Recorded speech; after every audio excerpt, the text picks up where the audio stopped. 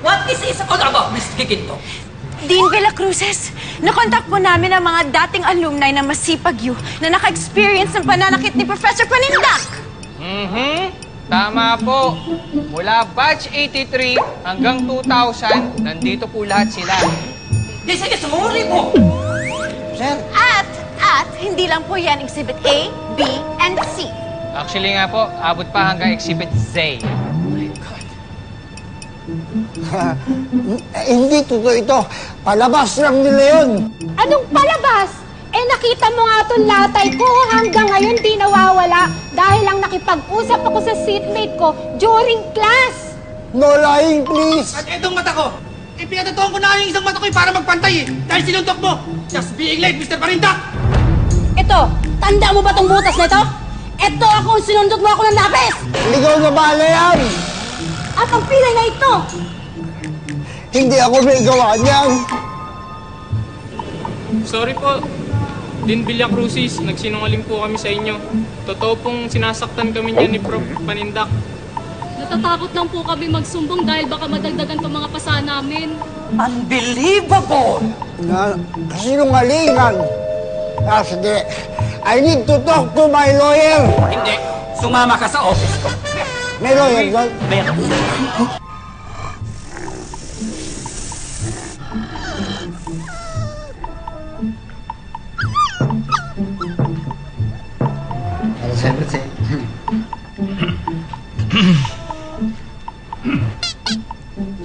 Nakapagdesisyon na ang school board with the help of our legal advisors.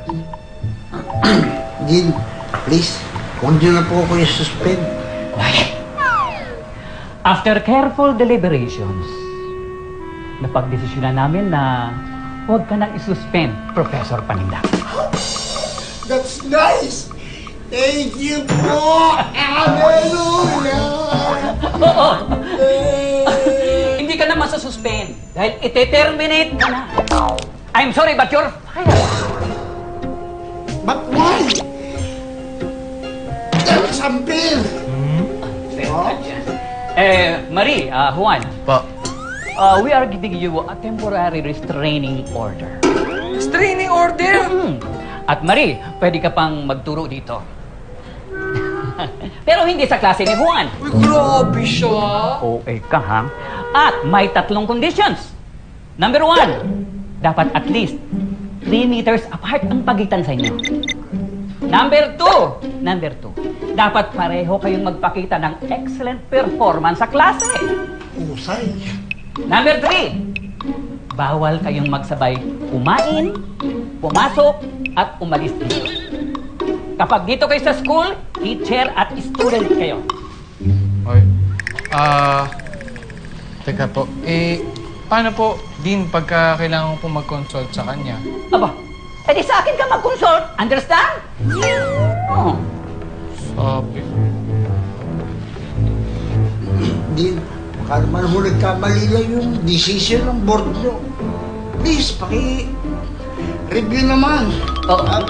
Nagkamali nga kami. Nagkamali kami. Sa pag-hire sa'yo! Ano? O ano? Bigyan ka pa?